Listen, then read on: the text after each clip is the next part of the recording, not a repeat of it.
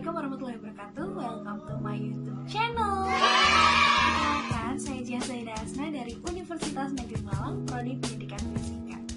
Jadi, channel ini berisikan tentang materi-materi fisika dan info menarik yang pastinya bermanfaat buat kamu. Oke, kali ini kita akan sharing-sharing mengenai induksi elektromagnetik. Yang pertama, sebelum kita belajar tentang induksi elektromagnetik, kita harus tahu kira-kira apa sih induksi elektromagnetik itu. Induksi elektromagnetik adalah proses ketika konduktor yang diletakkan di suatu medan magnet yang bergerak atau berubah, atau konduktornya digerakkan melewati medan magnet yang diam, menyebabkan terproduksinya voltase di sepanjang konduktor. Proses induksi elektromagnetik ini menghasilkan arus listrik. Nah, di situ kita tahu bahwa di industri elektromagnetik ini nanti akan dipraktekkan bagaimana arus listrik menghasilkan yang namanya medan magnet, beserta bagaimana medan magnet itu ketika digerakkan bisa menghasilkan arus listrik. Nah, sebelum kita melangkah jauh belajar mengenai induksi elektromagnetik, kita harus mengenal dulu bagaimana perjalanan teori industri elektromagnetik ini berdasarkan penemuan-penemuan dari ilmuwan yang akan saya sebutkan. Baik, selanjutnya teori induksi elektromagnetik yang pertama yakni Ørsted dengan hukum Ampere-nya di tahun 1777 sampai 1851, di mana beliau mengatakan bahwa arus listrik dapat menghasilkan medan magnet. Dan di tahun 1831, Michael Faraday terinspirasi dengan penemuan Ørsted, dan dia bertanya-tanya, dapatkah medan magnet itu menghasilkan arus listrik atau kebalikan dari yang ditemukan oleh Ørsted?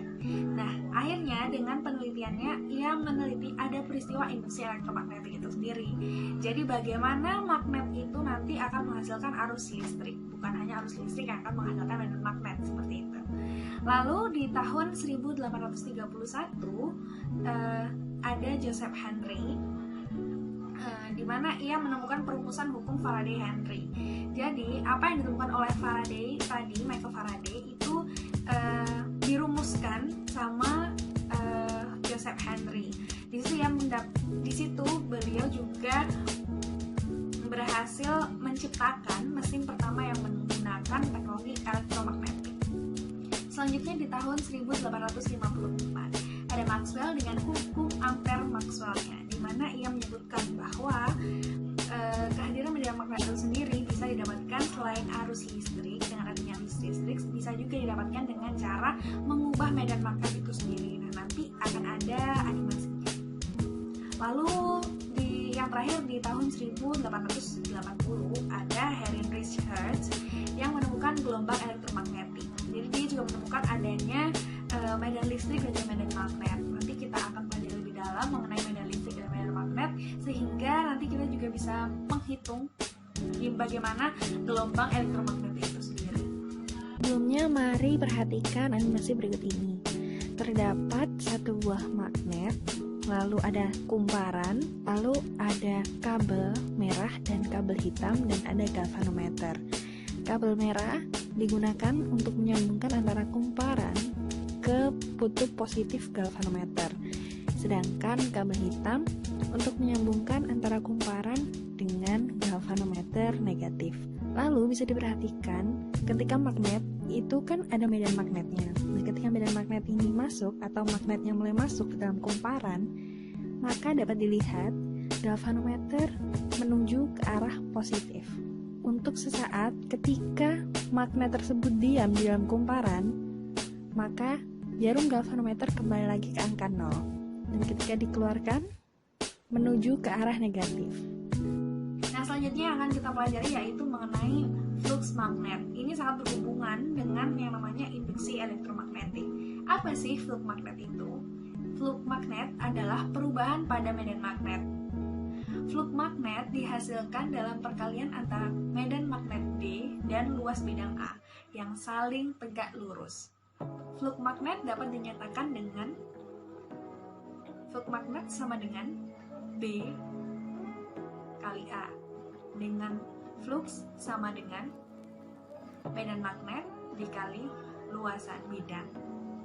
Ketika flux magnet itu atau ketika medan magnet yang masuk itu tidak tegak lurus dengan bidang, maka bisa dinyatakan bahwa flux sama dengan B A cos theta, dengan theta adalah kemiringan dari medan magnet yang menembus luasan.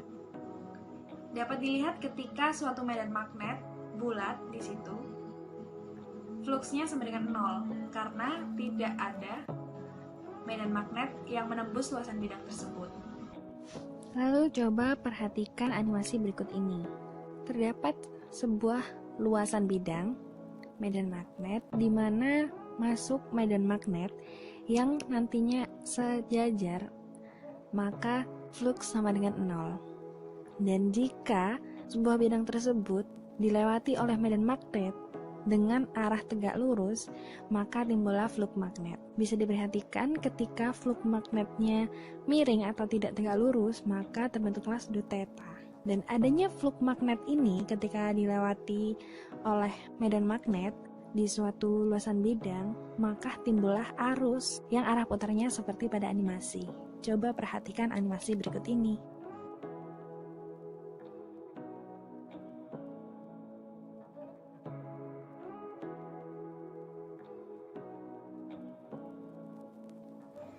Nah, selanjutnya kita akan mempelajari mengenai hukum Faraday.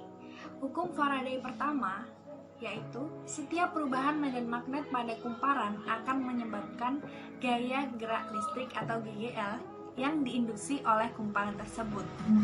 Lalu hukum Faraday 2 menyatakan bahwa tegangan GGL induksi di dalam rangkaian tertutup adalah sebanding dengan kecepatan perubahan flux terhadap waktu.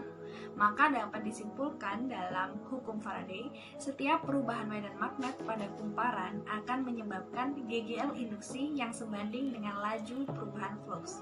Di mana dirumuskan yakni GGL induksi sama dengan min N dalam kurung perubahan flux per perubahan waktu, di mana N adalah jumlah lilitan. Untuk kejelasan lebih lanjut dari hukum Faraday dan juga contoh-contoh soal akan ada di video selanjutnya. Sebelum itu, supaya lebih tertarik untuk mempelajari yang namanya induksi elektromagnetik ini, kita perlu tahu apa sih penerapan dalam kehidupan sehari-harinya. Yang pertama, biasa ada di generator AC, ada juga di generator DC. Yang lagi happening juga sekarang yakni bersepeda. Itu juga harus tahu loh bahwa dinamo sepeda itu juga salah satu penerapan dari induksi elektromagnetik. Lalu ada transformator atau trafo dan juga induktor Ruhmkorff. Thanks for watching. Terima kasih telah melihat video ini. Semoga bermanfaat.